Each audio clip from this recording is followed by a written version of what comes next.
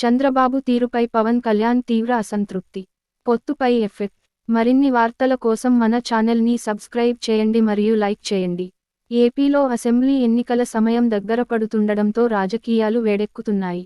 అయితే ఈ ఎన్నికల్లో కలిసి పోటీ చేస్తామని ప్రకటించిన టీడీపీ, జనసేన కూటమిలో అప్పుడే లుకలుకలు మొదలయ్యాయి. మండపేట, అరకు సీట్లలో టీడీపీ పోటీ చేస్తుందని చంద్రబాబు నాయుడు ఏకపక్షంగా ప్రకటించడాన్ని పవన్ కళ్యాణ్ తీవ్రంగా తప్పుబట్టారు. తాము కూడా 2 సీట్లు ప్రకటిస్తున్నామని.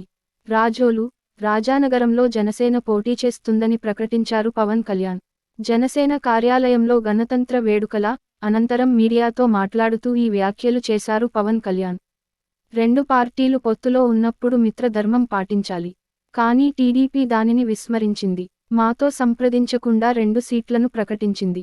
లోకేష్ సీఎం పదవిపై మాట్లాడినా మౌనంగా ఉన్నా. వాళ్లు 2 సీట్లు ప్రకటించారు కాబట్టి మేం 2 సీట్లు ప్రకటిస్తాం. రాజోలు, రాజానగరంలో జనసేన పోటీ చేస్తుంది. చంద్రబాబుకు ఉన్నట్టే నాకు ఒత్తిడి ఉంది. ప్రత్యేక పరిస్థితుల్లోనే ఈ 2 సీట్లను ప్రకటించా. అర్థం చేసుకుంటారని అనుకుంటున్నా. బలం ఇచ్చేవాళ్లం అవుతున్నాంగాని తీసుకునే వాళ్లం కాలేకపోతున్నాం. ఇందుకు పార్టీ నేతలు నన్ను క్షమించాలి. 50-70 స్థానాలు తీసుకోవాలంటే నాకు తెలియనివి కావు. ఒంటరిగా పోటీ చేస్తే కొన్ని సీట్లు వస్తాయి. కానీ అధికారంలోకి వస్తామో రామో తెలియదు. పవన్ జనంలో తిరగడని, వాస్తవాలు తెలియవని కొందరు విమర్శిస్తున్నారు. అవన్నీ తెలియకుండానే రాజకీయాల్లోకి వచ్చానా? 2 వ్యక్తులను కలపడం కష్టం, విడదీయడం తేలిక. అందుకే నాకు నిర్మించడం ఇష్టం అని పవన్ కళ్యాణ్ అన్నారు.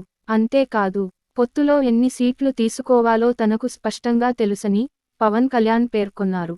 వచ్చే ఎన్నికల్లో 3వ వంతు సీట్లు తీసుకుంటామని స్పష్టం చేశారు. అంటే 58 సీట్లను జనసేనకు ఇవ్వాల్సిందేనన్నారు జనసేనాని. ఈ పొత్తు అసెంబ్లీ ఎన్నికలతో ఆగిపోకూడదని, ఎన్నికల తర్వాత కూడా కొనసాగాలని ఆకాంక్షిస్తున్నట్లు చెప్పారు. పవన్ వ్యాఖ్యలు ఏపీ రాజకీయాల్లో హాట్ టాపిక్గా మారాయి.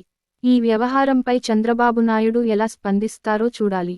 లేటెస్ట్ అప్డేట్స్ కోసం మన ఛానల్ని సబ్స్క్రైబ్ చేయండి మరియు లైక్ చేయండి. సబ్స్క్రైబ్ చేయడం ద్వారా మన ఛానల్లో వచ్చే లేటెస్ట్ అప్డేట్స్ పొందుతారు.